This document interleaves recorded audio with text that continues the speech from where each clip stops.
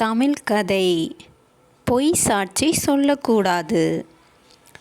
ஒரு ஊரில் நல்லரசன் என்பவன் வாழ்ந்து வந்தான். அவன் பெயருக்கு தகுந்தாற்போல் நற்குணங்கள் பெற்றவனாக இருந்தான். ஏழை எளியவர்களிடம் அன்பு காட்டும் குணமும் மற்றவர்களுக்கு உதவும் உயர்ந்த மனப்பான்மை அவனிடம் இருந்தன. யாராவது தவறு செய்தால் அதனை தட்டி கேட்கும் துணிவும் அவனிடம் இருந்தது. அதனால் அந்த ஊர் மக்கள் நல்லரசன் மேல் மிகுந்த நம்பிக்கை வைத்திருந்தார்கள்.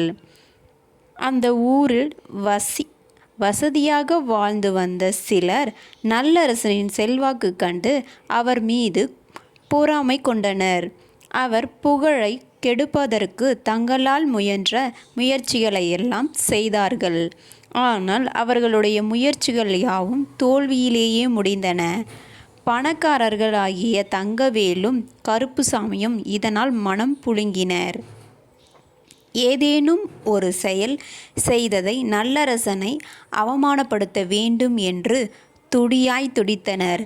அந்த பணக்காரர்களுக்கு நல்லரசன் எந்த தீங்குமே செய்யவில்லை.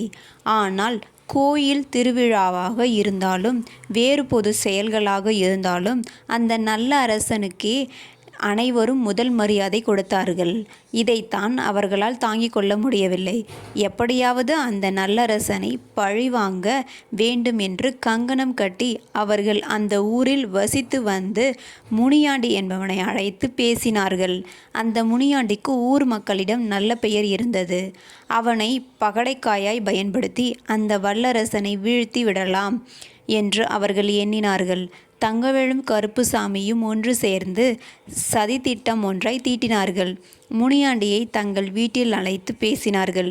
முனியாண்டி, எங்களுக்கு நீ ஒரு செயல் செய்யணும் என்று கூறி கட்டுக்கட்டாக ரூபாய் நோட்டுகளை அவன் கையில் திணித்தனர். ரூபாய் நோட்டுகளை பார்த்ததும் முனியாண்டிக்கு ஆசை அதிகமானது. அவன் அவர்களை நோக்கி, உங்களுக்காக எதை வேண்டுமானாலும் செய்வேன் என்றான். உடனே அவர்கள் அவனை பார்த்து, இந்த வல்லரசன் தன்னை உத்தமன் போல் காட்டிக்கொண்டு எங்களுக்கு இந்த ஊரில் மரியாதை இல்லாமல் செய்கிறான். அவனுக்கு சரியான பாடம் கற்பிக்க வேண்டும். அதற்குத்தான் உன்னுடைய உதவி தேவை என்றனர். மேலும் அவர்கள் தங்களுடைய சதி திட்டத்தை அவனிடம் விளக்கி கூறினார்கள். எங்களுடைய 3 லட்சம் ரூபாய் பணத்தை எப்படியாவது அந்த நல்லரசன் வீட்டில் நீ வைக்க வேண்டும். நாங்கள் போலீசில் புகார் கொடுத்து அவனை கைது செய்கிறோம். அவன் 3 லட்சம் ரூபாயை திருடியதற்கு நீ பொய் சாட்சி சொன்னால் போதும். மற்ற விஷயங்களை நாங்கள் பார்த்து கொள்கிறோம் என்று தங்கவேலும் கருப்புசாமியும் முனியாண்டியிடம் கூறினார்கள். முனியாண்டி அவர்களை பார்த்து, நீங்கள் சொல்வது போலே செய்கிறேன் என்று கூறிவிட்டான். தங்கவேலும் கருப்புசாமியும் இதை கேட்டு மகிழ்ந்தார்கள். இந்த சதித்திட்டம் அவர்களின் எண்ணம் போலவே நடந்தது. தங்கள் பணம் 3 லட்சம் திருடு போய்விட்டதாக அந்த இருவரும் போலீசாரிடம் புகார் கொடுத்தார்கள். உங்களுக்கு யார் மீது சந்தேகம் இருக்கிறதா என்று அவர்கள் கேட்டதற்கு உடனே முனியாண்டியை அழைத்து போய் காவல் நிலையத்தில் அந்த இருவரும் ஒப்படைத்தனர். அவன் காவல்துறை அதிகாரியிடம், இந்த ஊரில் நல்லரசன் என்று ஒருவன் இருக்கிறான். நேற்று இரவு இவர்களுடைய வீட்டில் இருந்து பணத்தை திருடிக்கொண்டு வேகமாக போனது என் கண்களிலே பார்த்தேன். நீங்கள் அவனை விசாரித்தால் எல்லா உண்மைகளும் தெரிந்துவிடும் என்று அவன் கூசாமல் பொய் சாட்சி சொன்னான். காவலர்களும் நல்லரசன் வீட்டுக்கு சென்றனர். அவன் வீட்டை சோதனையிட்டனர். வல்லரசனுக்கு தெரியாமலேயே முனியாண்டி கொண்டு வந்த 3 லட்சம் பணத்தை அந்த வீட்டு மூலையில் இருந்ததை காவல் அதிகாரிகள் கைப்பற்றினர். அவர்கள் நல்லரசனை பார்த்து, இந்த பணம் உங்கள் வீட்டில் எப்படி வந்தது என்று கேட்டார்கள். நல்லரசன் நிதானத்தை இழக்காமல், சார், இந்த பணம் பற்றி எனக்கு எதுவும் தெரியாது.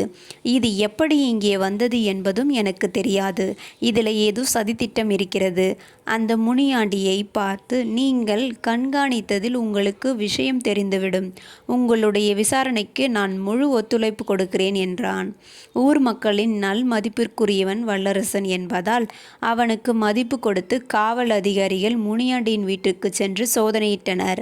அவன் வீட்டிலிருந்து சில ரூபாய் கட்டுகளை காவல்துறையினர் கைப்பற்றினார்கள். அந்த கட்டுகளை சோதித்தால் அவை அனைத்துமே கள்ள நோட்டுகள் என்பது தெரிந்தது. முனியாண்டி சிறையில் அடைக்கப்பட்டான். கள்ள நோட்டு வழக்கில் அவன் பெயரை சேர்த்தார்கள். அதை அறிந்த முனியாண்டி காவல் அதிகாரியை பார்த்து, சார், எனக்கு அதுபோல் புத்தி எல்லாம் கிடையாது. பணத்துக்கு ஆசைப்பட்டு உத்தமரான நல்லரசனுக்கு எதிராக பொய் சாட்சி சொன்னேன் என்று கூறினான். அதுக்கு கடவுள் எனக்கு சரியான தண்டனை கொடுத்து விட்டார். தங்கவேலும் கருப்புசாமியும் இருவரும் என்னை இவ்வாறு செய்ய சொன்னார்கள். மறுபடி கள்ள நோட்டுக்கும் எனக்கும் எந்த சம்பந்தமும் கிடையாது என்று எல்லா உண்மைகளையும் கூறிவிட்டான். உடனே காவல்துறை அதிகாரிகள் தங்கவேலு மற்றும் கருப்புசாமியையும் கைது செய்து சிறையில் அடைத்தனர். இந்நிகழ்ச்சியின் மூலம் நல்லரசன் மீது மக்களுக்கு இருந்த நன்மதிப்பு மேலும் கூடியது. கதையின் நீதி: யார் மீதும் எப்பொழுதும் பொய் சாட்சி சொல்லக்கூடாது. அது ஒரு நாள் வெளிப்பட்டு பொய் சாட்சி கூறியவரை தண்டனைக்கு உட்படுத்திவிடும். எனவே அனைவரும் மனசாட்சிக்கு உட்பட்டு நல்லவராக வாழ வேண்டும். நன்றி.